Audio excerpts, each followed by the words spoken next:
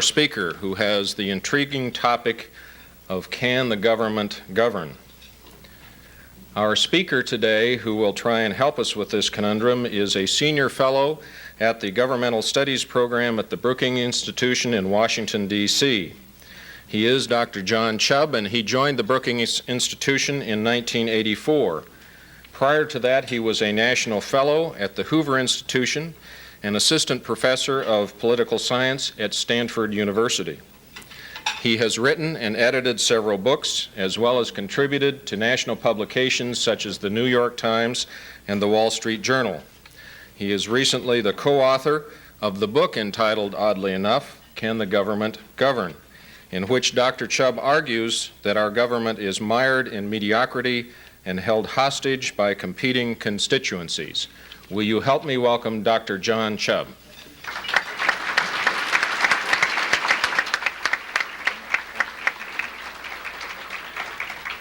Well, it's a pleasure to be here, and I hope that I can engage you all and encourage you to ask questions.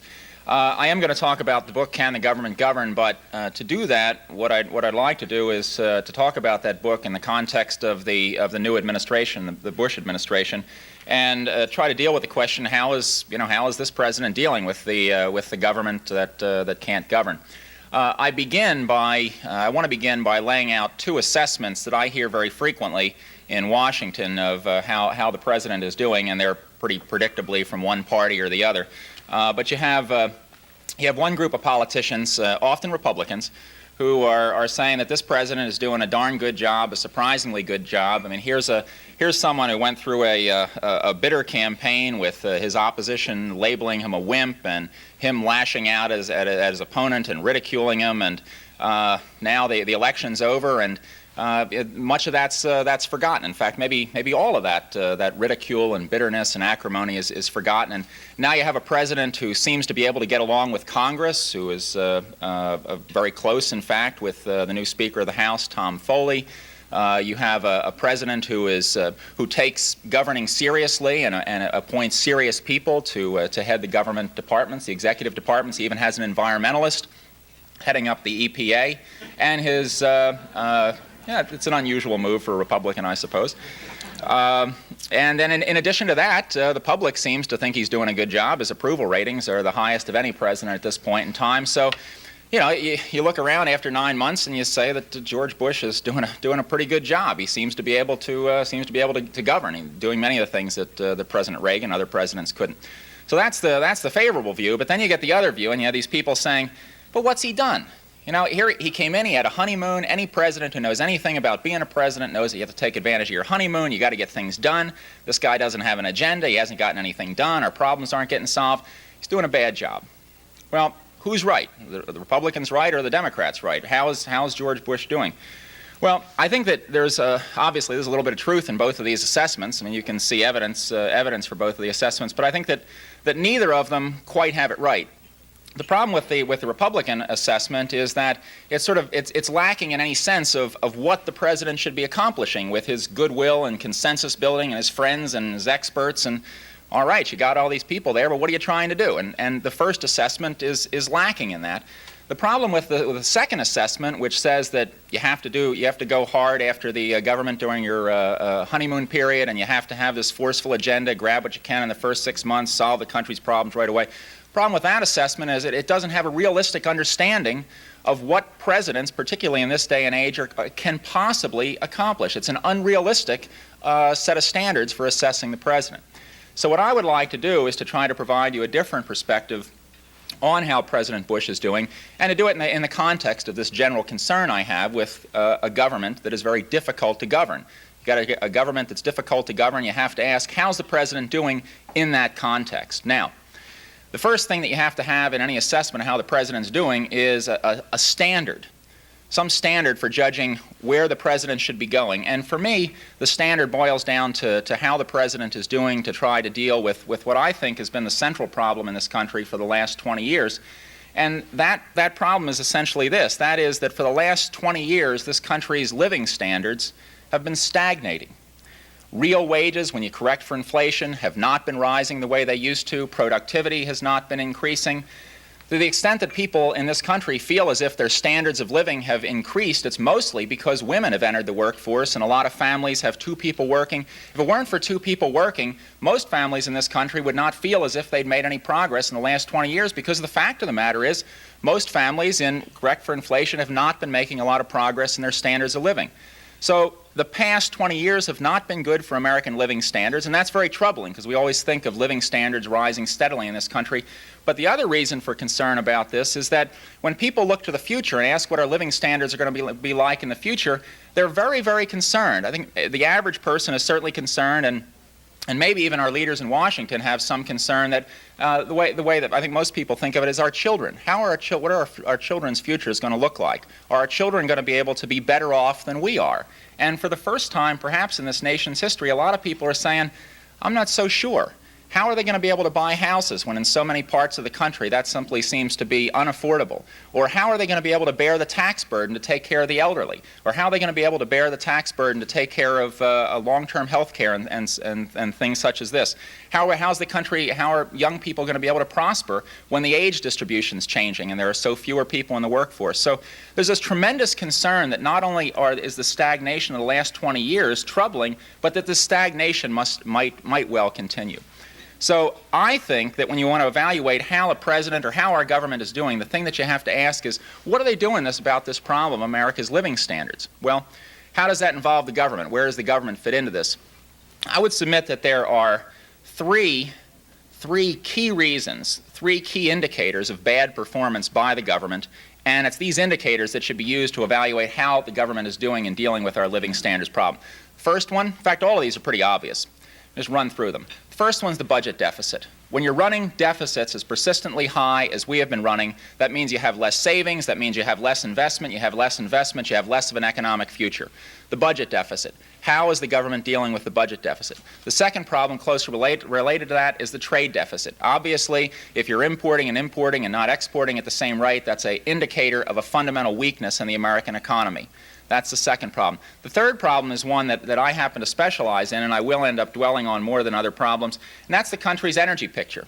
Energy prices, energy supplies are a key to the country's economic growth. And as we learned back in the 1970s, if energy prices rise very, very rapidly, if we're unprepared to use our own energy resources to take care of our own economy, if we're unwilling to conserve energy, to use energy efficiently, if we're unwilling to do these things, you're going to have real economic troubles. And a great deal of the economic trouble, the stagflation, high recession in the 1970s, was in fact due to energy problems. And right now, we see looming on the horizon a decade in the 1990s when we may have energy problems very, very similar to what we had in the 1970s. Just yesterday, it was in a number of papers around the country that in July, the country's imports of oil, for the first time in more than a decade, imports of oil exceeded domestic oil production. In other words, becoming incredibly dependent on OPEC oil, imported oil in general once again. You add these three things together, budget deficit, trade deficit, oil dependence, and there is a great deal of reason to believe that the country's living standards, the country's economic future is in jeopardy, serious jeopardy in the 1990s and beyond. And so any serious evaluation, I think, of how a president is doing and how the government is doing has to look at these kinds of issues. All right. So, how's the president doing, and what realistically can the president do? Let me answer that question generally before I deal with it in some of the specifics.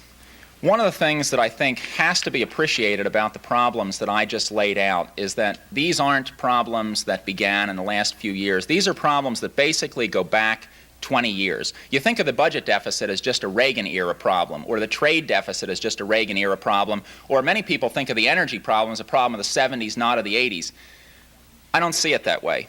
To me, the 1970s and the 1980s are all of a whole.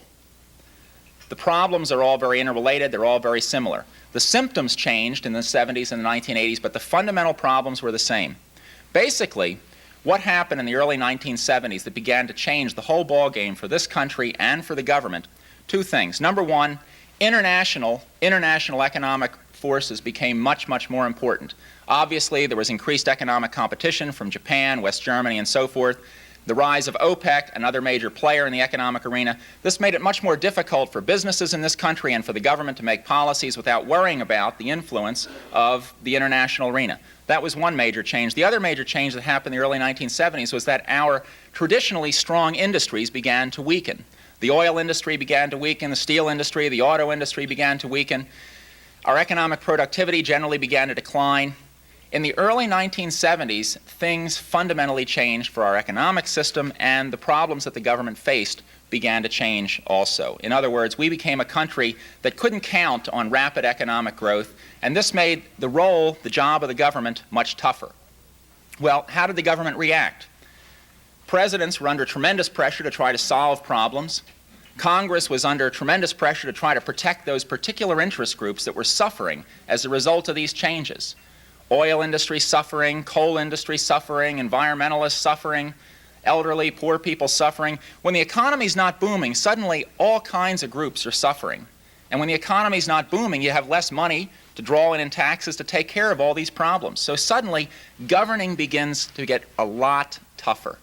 It's real easy, relatively speaking, to govern in the climate of, say, the boom periods of the 50s and 1960s, when you don't have to raise taxes in order to bring more money into the government. The same tax rates, just through increased economic growth, bring more money in. And it's easy for politicians to negotiate with one another when there's a lot of money to spread around.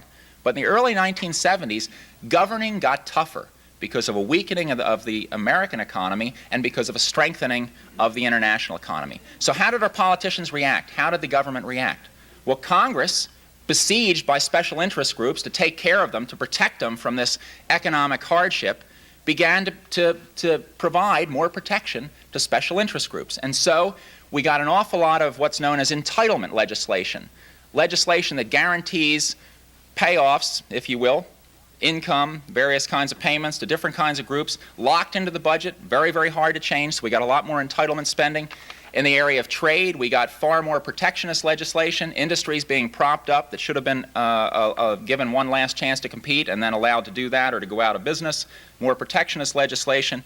And then in the energy area, a host of short-sighted energy policies, the most important of which were oil price regulations, which held down the price of oil, encouraged us to use imported oil, encouraged us to become more dependent on oil, an exactly backward kind of policy, but designed to protect particular constituents clamoring to Congress for help. Congress also began tying the bureaucracy in knots, adding lots of rules and regulations to protect special interests over there. For example, this has continued into the 1980s. Last summer, we got a new trade bill. It was 1,000 pages long. Trade is an area that Congress says, that's an executive responsibility. We want the president to take care of trade policy. That's not our area. We just want to provide some guidelines. Well, the guidelines that they provide to the president are 1,000 pages long, and that's because it takes 1,000 pages to list all the special interests that you have to protect. So that's what Congress has been doing for the last 20 years, basically becoming more and more parochial, tying up the bureaucracy, protecting special interest groups, locking the government into these commitments to special interests. And then the president, how does the president react to that? Well, the presidents, finding Congress impossible to deal with, presidents have tried to draw more and more and more responsibilities into the White House, taking on more responsibilities right in the White House. But this has caused a lot of problems. The president does this because the president is besieged by demands to take care of the overall picture, to keep the economy on an even keel, to take care of inflation, to take care of unemployment, to take care of trade. The president can't work with the Congress, he can't work with the bureaucracy because it's in the hands of the Congress. So presidents have more and more, in desperate efforts, pulled all the responsibilities into the White House. But this has created real problems. The White Houses tend to be staffed by people who are as much political people as policy people. And political people will tend to politicize decision-making. And so what we had in the White House was a case of decision-making that used to be made more impartially by experts sitting out in the bureaucratic agencies, for example, the Office of Management and Budget, becoming more and more political, decisions getting politicized. The budget deficit here is a classic example. The President and the President and the Office of Management and Budget always regarded it as their primary responsibility in fiscal policy to ensure that the budget was something close to being in balance. Something close to being in balance. But in the early 1980s, they discovered that the Federal Reserve had become so adept at managing the short-term conditions of the economy that you could run large deficits, help juice up the economy, and that would be politically acceptable. In fact, it'd be a politically good thing. Big deficits are good for the economy in the short run as long as the Fed can manage the ups and downs of the short term. And so a decision that would have been unthinkable to tolerate deficits back in the 1950s and the 60s and even the 1970s, in the 1980s, when the decisions were concentrated in the White House as they were a political operation, deficits became politically acceptable. That was one problem of drawing everything into the White House. Another problem was that in the White House there's only a limited amount of competence, and so you find the White House stumbling. You know, White Houses often don't trust the departments that they have to deal with, because the departments are large permanent bureaucracies, and they have secretaries there and undersecretaries who they appoint. Those people sometimes get captured by the departments themselves, and so they feel that they have to have help in the White House. But no matter how much help they have in the White House, they can't have the competence to duplicate the departments. You can't run away from the departments. You can't ignore the executive branch. But presidents have increasingly tried to do that and then run into problems of competence. One of the reasons that we got the large deficits in the early 1980s is because the White House simply and grossly miscalculated the size of the deficit that was going to occur as a result of the tax cut and then the insufficient budget cuts. Incompetence, or of course the classic case of incompetence, the Iran-Contra affair, trying to do something that should have been done that should have been handled through the State Department, should have been handled through the Congress, through the CIA, trying to handle it in the White House. Incompetence reigns and problems crop up. The other problem with trying to do everything through the White House is that the bureaucracy simply becomes absolutely demoralized. And we can debate just how serious this crisis is and what the quality of our federal employees are and the quality of the federal bureaucracy, but it definitely hurts the performance of our bureaucratic agencies when the presidents don't trust them, don't respect them, and then make appointments to head these agencies, such as the appointment of James Watt to Interior, for example, that demonstrates nothing but disrespect for the permanent government. So this is what has been happening. Until George Bush came to town, this is basically what's been happening. This basic change in the conditions for governing, international competition, weakening the domestic economy, and then desperate efforts by each institution to try to protect its self, if you will, cover itself. Congress has succeeded pretty well. They're getting reelected now at the rate of 99%. The last few presidents have been able to demonstrate, that is Reagan through 2 terms and Bush now early on, have been able to churn up high levels of popularity. So from a political standpoint, all of this seems to be working.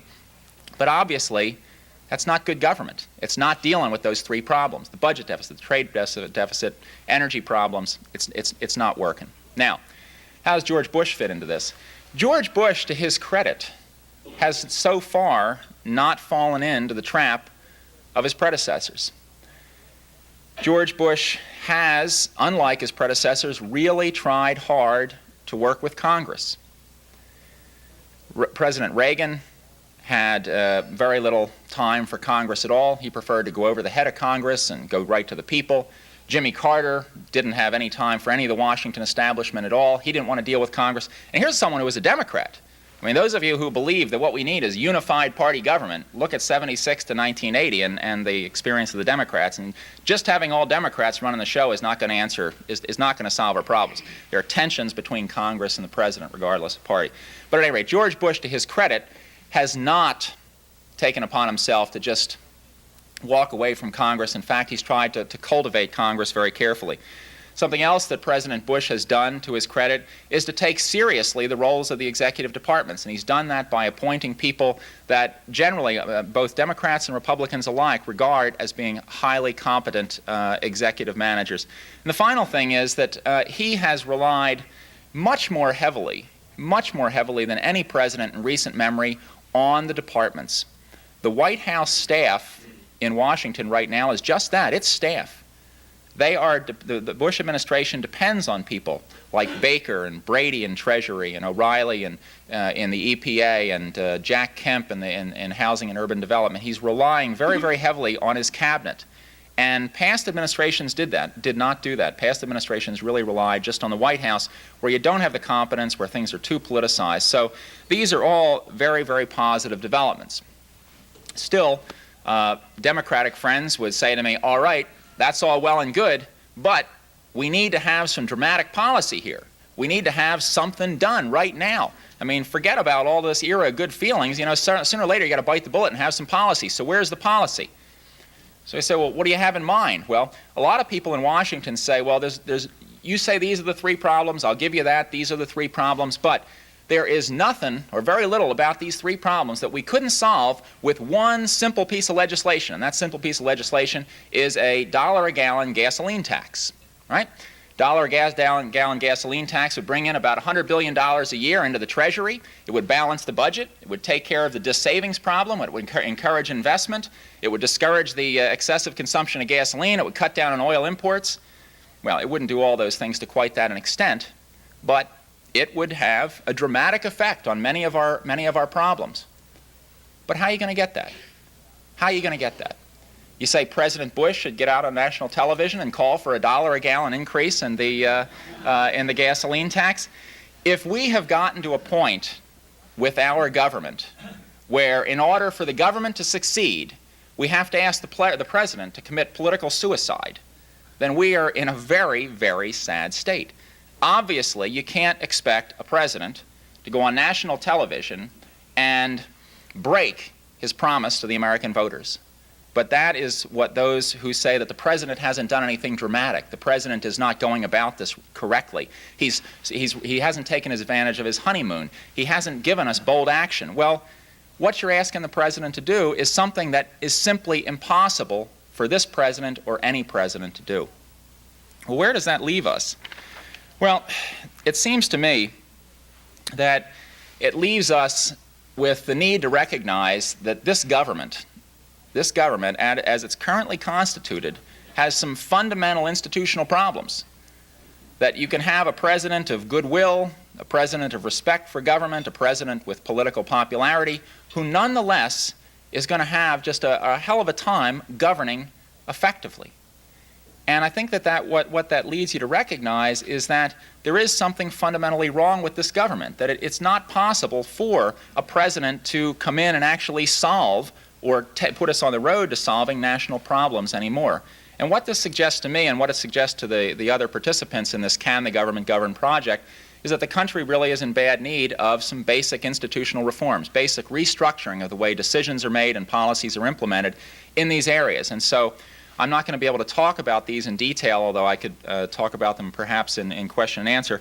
But we recommend in the book in each of these areas fundamental changes. For example, in the area of budgeting, we believe that we have now gotten past the point where annual negotiations between presidents and Congress are going to get us a balanced budget. We believe a balanced budget is sufficiently important and the politics sufficiently unpromising that the only way you're going to have a balanced budget is to require it. And so we recommend that the president be given a legislative veto and the president be required by the Constitution, amendment to the Constitution, to submit and the Congress to pass balanced budgets. We believe that that's necessary.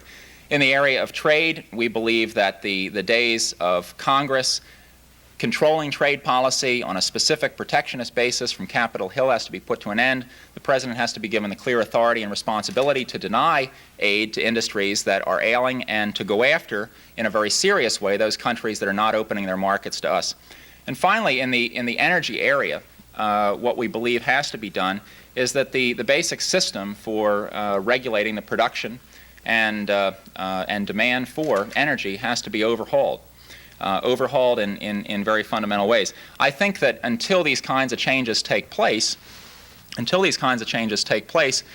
really pointing the finger at George Bush and saying he's not doing a good job is missing the point. The point is not President Bush. In fact, if we had President Dukakis there instead of President Bush, I think you would be seeing very, very much the same situation. The problem is not the president. The problem is the system itself. Within the system itself, President Bush is doing a pretty good job. He's meeting his Graham-Rudman-Hollings budget targets. He's obeying the Congress's instructions to deal with the Japanese on trade policy. You know, he's working within the system about as best as you can. But I ultimately think that not to just walk away from the issue of how the president is doing, but to try to, what you want to do is really change the terms that we're evaluating the president on. It's inadequate to say, okay, the president's doing as well as he can within the constraints. That happens to be true. But I think that really the tough question that you have to ask of President Bush is, what is he doing to try to change the constraints? What is he trying to do to ensure that in the rest of his presidency and in the presidencies of the people who follow them, that they will be able to govern better? Now, in the area of budgeting, I have to say that while he supports our recommendation for the legislative veto and for the balanced budget amendment, that he has not invested the political capital yet to try to push for that. In the trade area, he has so far content himself with carrying out Congress's wishes. But there is, I think, in the last 6 to 9 months, very important developments in one of the three areas, and that's in the energy area. After 20 years of bickering within Congress and between Congress and the bureaucracy and among the interest groups and everybody else, institutional changes that are badly in need, there are finally some signs that they are taking place, and it may be just in the nick of time. And let me just mention some of these positive developments. On the supply side,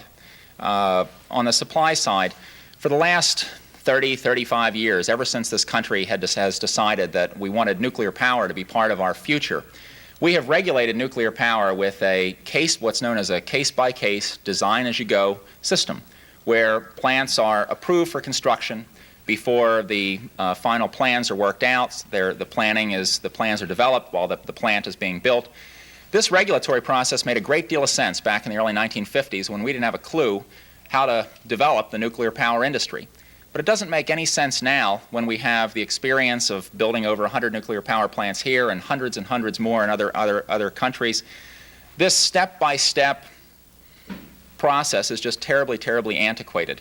We could move to a process where the plants are standardized, where there is a one-step licensing process where if a utility wants to build a plant, it gets approval and it goes ahead and it knows that that is the last step in the process. This regulatory process has been with us for the last 35 years, and it's been maintained because, frankly, Congress and the President are unwilling to deal with the kind of issue where there are, basically, when you get right down to it, where there are large short-term costs but only long-term benefits, and that's the story throughout the energy area. If you reform the nuclear regulatory process, you do so because you're telling the people that our energy future will be more secure. We won't have to worry about OPEC. We won't have to worry about price shocks if we only develop nuclear power now, or any other power source for that matter. But you're always promising people something down the road. You're promising them a brighter future. But in the short term, you're saying you're going to have to bear some costs. There are going to have to be some plants built. These plants are going to have to be in someone's backyard, so to speak. Well, these are the kinds of decisions that politicians don't want to make, and for 20 years they've been running away from. But finally, just 3 months ago, the Nuclear Regulatory Commission, with the strong support of the Bush administration, adopted a new set of rules and have restructured the nuclear regulatory process. So now that we will have standardized plants, as they have in France, where they're able to build plants at much less than half the cost and in less than half the time, something that, whether you're going to have nuclear power in this country's future or not, you should at least regulate it in such a way that you can make sound decisions. The Nuclear Regulatory Commission, with the Bush administration's strong support, has been doing that. Another area, terribly confused set of regulations sharing responsibility between the state and the federal governments, the area of the environment.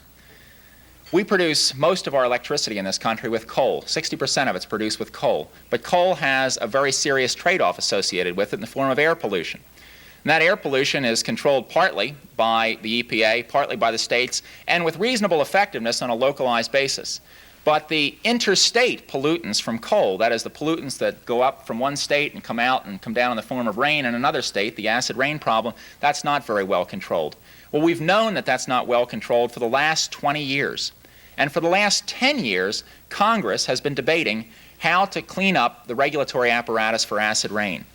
Finally, in June, the Bush administration proposed to Congress a reauthorization, a rewriting of the Clean Air Act, which may once and for all get a compromise and bring about an important change in this area. So that's another area where, after years and years of stalling and nothing happening, with the assistance of the Bush administration, something finally appears to be happening. Another concrete development: natural gas has been regulated for no good reason in this country for the last 35 years. 2 weeks ago, President Bush finally signed into law legislation deregulating natural gas. These are the kinds of developments that are very, very important for the country's energy future and for the country's economic future. They are basic changes in the way we do business. They are changes that take a set of institutions for managing energy that were developed back in the 1930s and 1940s, scraps them and replaces them with a new set of institutions. These are the kinds of changes that need to be made, and they are occurring in at least this area. Now, I'm not going to conclude by saying that the President is doing all he can within the limits to provide us a more effective government and all he can to change those limits. That is not the case. In the area of the budget, in the area of trade, progress is going much, much more slowly. But one thing that I think you have to appreciate when you look at the Bush administration and look at the Bush administration style, which is slow and steady, consensus building, negotiation, and so forth, what the President is trying to do is overcome 20 years of inertia, trying to break down 20 years worth of barriers towards making progress, and that's going to take time. So if you want to know how the Bush administration is doing, I say, don't ask now, but ask 4 years from now. 4 years from now, we'll know whether this president has been any better at governing than the presidents who failed us before. Thank you.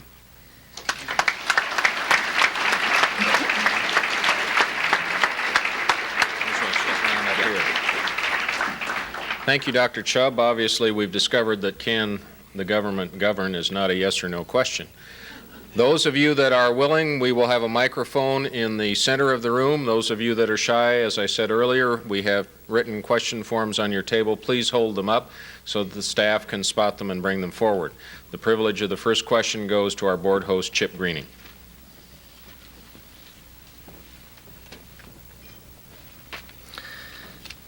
Thank you, Dr. Chubb, for a stimulating speech. I think when we consider individual members of Congress, we find many capable people. But as a group, many of us are frustrated by the Congress's failure to balance the budget. They can't seem to get pork barrel politics out of the Pentagon budget. And yet, after the Supreme Court's flag-burning decision, they began falling all over each other to pass new laws and constitutional amendments. We're having little or no substantive impact. Are we simply doomed to congressional mediocrity, or is there something concrete each of us individually can do to change the system, as you've suggested? Well, let me just answer this and answer it in two ways. Number one, the public is partly to blame for all of this. The public has been re-electing Congress at the rate of now 99% of the incumbents who run for re-election get re-elected. And so Congress must be doing something right because people are awfully pleased with them and they're re-electing them. And as long as people take the members of Congress's word about the way the issues are playing out, and as long as they return them to office, then they're going to continue to behave the same way. And you know, in a group like this, a sophisticated group that understands the issues, that will refuse to let members of Congress get away with irresponsible behavior, we don't have a problem. But out there in the larger public, they have to get the message. They have to learn about the issues, learn how to vote. And until that happens, you're not going to have much change. And so, I mean, historically, what we've seen in this country is that the really tough issues often don't get addressed. The tough political issues don't get addressed until you have a crisis. You have a crisis, then everyone knows, because they're standing in a gasoline line or they've just had to pay 20% interest or something to buy a home. They know there's a problem, and then they turn to the politicians and say, okay, do something, please. So often you have to wait for a crisis. But one thing that I think is very important, and that is that when the political stars line up and when it becomes possible to do something about problems in these areas, what you want to do is not change the policy, but change the institutions that make the policy so that when politics goes back to usual, it doesn't muck things up again. And that's why, for example, that I think the balanced budget amendment is so important. We could have a crisis in this country which would provide the political wherewithal for the President and Congress to agree to raise our taxes and to cut spending and to balance the budget. But how long would that last? My guess is that it would not last long at all, because we didn't get into this mess just by an accident. There are systematic forces that keep us from balancing the budget. Congress does not want to raise taxes, and it wants to increase spending. Presidents don't have incentives anymore to keep the budget in balance. If you want a balanced budget, then the next time you have the political opportunity to do something, don't vote for higher taxes and less spending. Vote for a balanced budget amendment so that the change sticks. That's the key thing. When you get the opportunity for change, make the institutional changes that guarantee that the future doesn't repeat it, that the past doesn't repeat itself. I'm Ray Polani, a City Club member. Dr. Chubb, you mentioned that your specialty is energy, and I believe in your speech you said something about the fact that now imports of oil have outstripped domestic production. Exactly. Yet, when it comes to automobiles, which is one of the main consumers of oil, all we hear is more efficiency and perhaps alternative fuels, but no serious discussion of the alternatives. How about a transportation policy, a national transportation policy that recognizes the importance of alternatives, meaning transit and railroads? Railroads have been benignly neglected and for years and years. Well, the Secretary of Transportation has now been engaged for the past couple months, and will be, I guess, in the next few months, in holding hearings and trying to assemble something known as a national transportation policy. Where that goes is anybody's guess. Knowing the usual way that politics plays out, is probably going nowhere. I hate to be pessimistic, but that's just the way it's likely to go. The most effective way in which you could cut down on the use of the automobile for transportation is to have other forms of transportation available. With the current situation, that is of a current situation of a very, very deep budget deficit, the federal government, there's no way they're going to allocate more money for that, even though that's something that Congress would be delighted to allocate more money for. Spending for building stuff back in the district is very, very popular. I think that you're much more likely to get progress towards mass transit development when the price of the fuel for gasoline goes up and it becomes less attractive to drive, and then the public begins to clamor for these things. So I think that has to come first. You're not going to get people to be willing to pay higher taxes or to support mass transit systems until they see the automobile as a bad alternative, and that won't happen until the price goes up.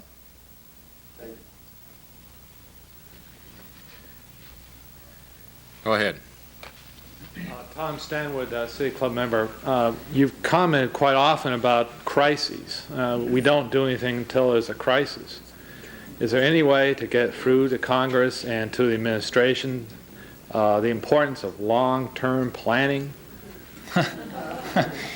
Well, if members of Congress were all elected every 6 or 8 years and presidents served 8-year terms, then you might get some long-term planning.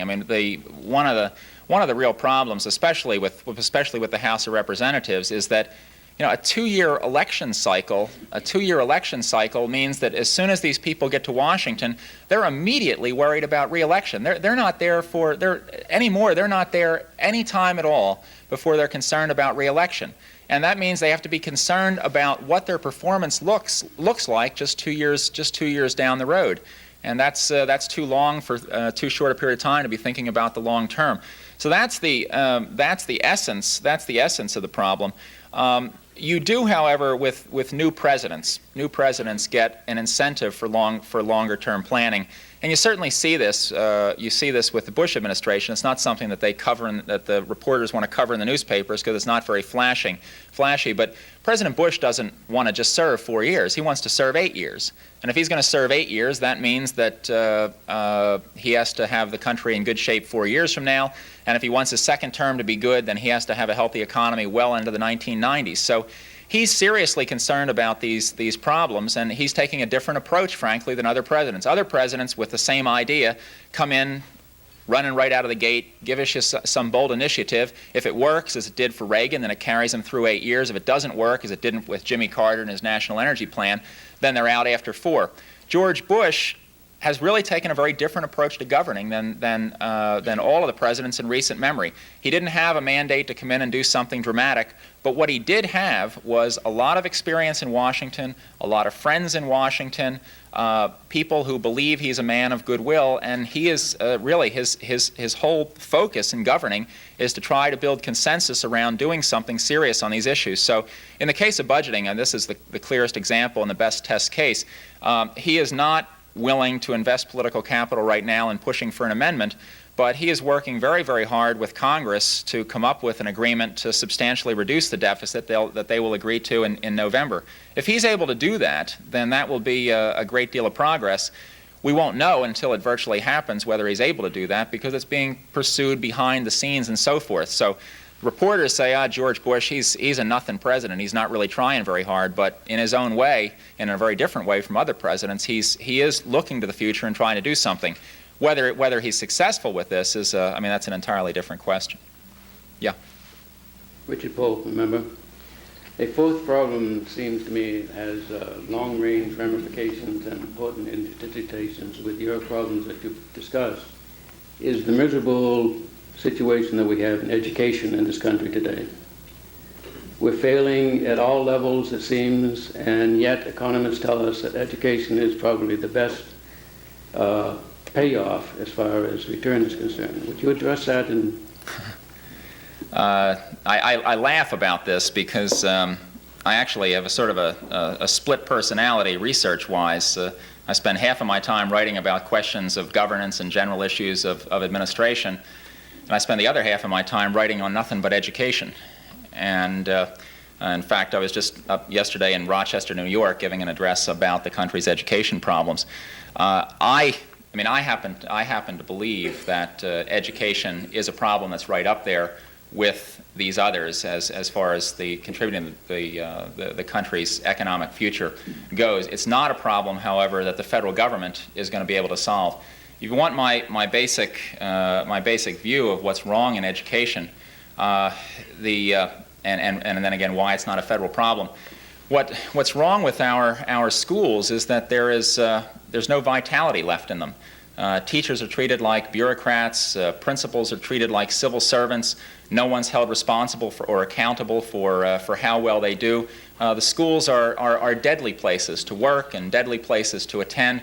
There's no life in them, and I think that one of the reasons or perhaps the key reason that there's no life in our schools, why they are so mediocre, is that there's no consequence in their performance anymore. If they perform badly, then someone in the state capitol gets mad, and then there's some more regulations telling them what to do, and that's the way it works. But there's no real consequences. They don't have responsibility for designing what they're trying to do for the kids. They don't have responsibility for how well they do.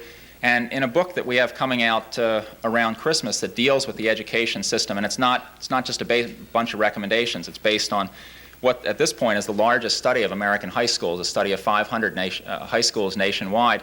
What we recommend is that we go from a system of education based on principles of regulated monopoly, which is where we are now, to a system of education where you're really basing the entire system on the concept of competition and choice, the concepts of competition and choice, where schools will compete for the support of students, students and parents will have incentives to seek out good schools, teachers and principals will have incentives to design schools that meet the needs of their students. Parents will have a much larger role in education. Politicians and bureaucrats will have a much smaller role in education. But only that kind of change, we think, will shake up schools and provide them and turn them into the kinds of places that are exciting, where kids want to be. I mean, after all, if a child and his parents get a chance to choose the school to match their needs and concerns and wants to what the school is providing, they're going to be more cooperative, they're going to be more interested, they're going to take better care of the school, be more interested in their education, and so forth. Right now, the education system, especially in our large cities, simply is not working. It's effectively dead. And so what we think needs to be done to improve our education system is to basically change its essential incentives. Based on a system of competition and choice, schools don't get to hold our kids captive anymore if they're doing a bad job. If they're doing a bad job and they can't improve, then they're out of there. Those are the kinds of changes that we think need to be done. Yeah. You mentioned that Congress has been re-elected at the rate of about 99%. With the recent Webster decision out of the Supreme Court, it would appear that we're going to have a lot of single-issue voting pressure. I'd be interested in your opinion on what you think the outcome might be of the pro- and anti-choice single-issue thrust. Well, I mean, it's an issue that, if you look at the opinion polls, has an opportunity to work out pretty well for the Democrats, because the Democrats tend to be more on the pro-choice side. And the public, on balance, is on the pro-choice side as well. But it's not clear that the Democrats are going to be able to take advantage of this. The major interest group in this area, the National Organization of Women, has taken a very, very strident position on this issue and other issues, begun to distance themselves from the Democratic Party. And so while this is an issue that ought to, on balance, play out in the Democrats' favor, may end up being a wash for the two political parties. So that's the partisan angle on things. It should tip towards the Democrats, but the Democrats may blow it. You know, they've had plenty of experience with that anyhow. So, you know, it's an opportunity for the Democrats, I think, certainly, but I don't know whether they'll be able to exploit it. I think that an unfortunate consequence of the decision is that it could well push our campaigns into negative advertising focused around this kind of an issue and distract from other very, very serious issues as well. And I mean, single interest politics has had the potential to do that in the past, and you know, this is another issue that could prove to be very, very distracting.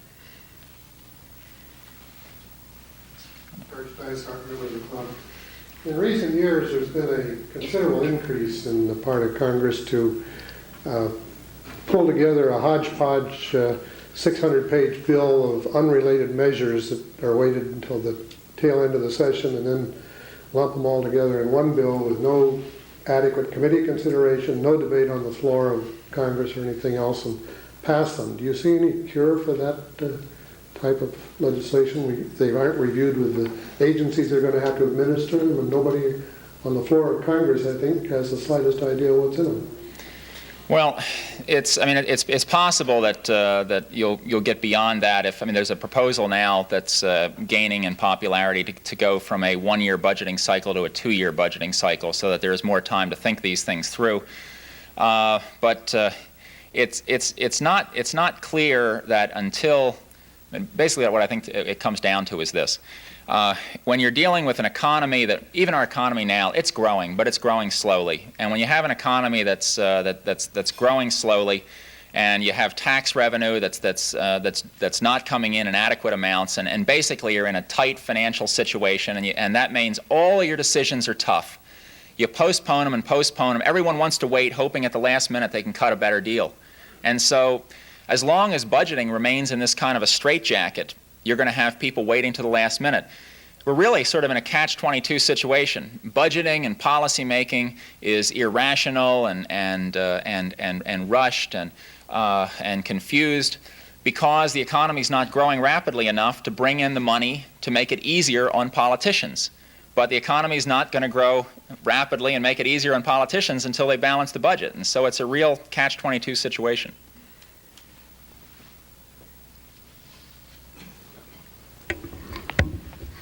Corky Kirkpatrick, City Club member. Your comments have focused mainly on the federal government. I'd like you to take a minute to respond to your assessment of the ability of our state government and our local government to govern. Yeah, I'm a person who believes that the state governments in particular have made tremendous strides in increasing their representativeness, increasing their administrative capabilities, increasing their commitments to being full-time professional governing operations, governing organizations. I think that really the state governments should be relied on more, number one, because they're more capable, and number two, because a lot of problems, frankly, don't spill over state borders and can really be handled more effectively at the state level than at the federal level. So I would like to see more state involvement. One counterbalance to that, though, is that the state governments have grown to their size and competence, if you will, in large part through the influence of the federal government prodding them, creating programs and grant programs and incentives and regulations which they had to administer. And so now you have these large professional state governments, but many of them are as tied up in bureaucratic knots as the federal government because of federal government's influence. So I do think that we should move toward a greater use of the state governments, but in the short term, when you turn things over to the state government, don't be surprised if they don't do anything, if they don't do anything different, because they're comfortable doing the way the federal government taught them to do it. However, at least in one area that obviously I pay a lot of attention to, the education area, many of the states have become surprisingly innovative. There are now 4 states in the nation, Minnesota, Arkansas, Iowa, and Nebraska, that have adopted statewide systems of public school choice. In Minnesota, for example, a child now can attend any public school that he or she chooses to, and that's creating all kinds of new incentives at the local level. So I think that, be cautiously optimistic about the states. Don't expect them to turn things upside down overnight and become more responsive governors than the federal government. But there are positive signs, and in education, I think that's one area where the most positive signs are. Last question. Molly Ingram, City Club member. The government is a big entity, and aside from not reelecting people who are really not doing a very good job, what would you say our personal responsibility is in helping the government govern? Well, this is going to sound awful, sort of folksy, but from area to area, people who are informed about these issues ought to know what to do. In the education area, parents have given up too much responsibility to the schools for educating their kids. They're not paying as much attention to their kids, and one of the most frustrating things to me as a researcher, or the most frustrating discoveries to me as a researcher, is that the school's influence on the child's educational attainment only accounts for about 1/3 of that attainment. The other 2/3 are due to the family and the student himself. And so, unless you get the help at home, you're not going to make any progress. That's obvious, but if it's not done, the government's really fighting an uphill battle. Or in the area of energy, the government has fallen down on the job. They're not doing a job, no doubt about it. But if the public can't be counted on to remember the 1970s, to remember the importance of conservation, to remember the benefits of not buying gas-guzzling cars, and then the government again is going to have a very tough time. People shouldn't be going out and buying gas-guzzling cars. They shouldn't put off insulating their homes and things like this. These are mundane kinds of comments, but you can't ask the government to do everything. People have to take responsibility for their own lives. And if people did take more responsibility for their own lives, the government's job would be easier, and the government, frankly, would probably do a better job of governing. Thank you. Thank you very much.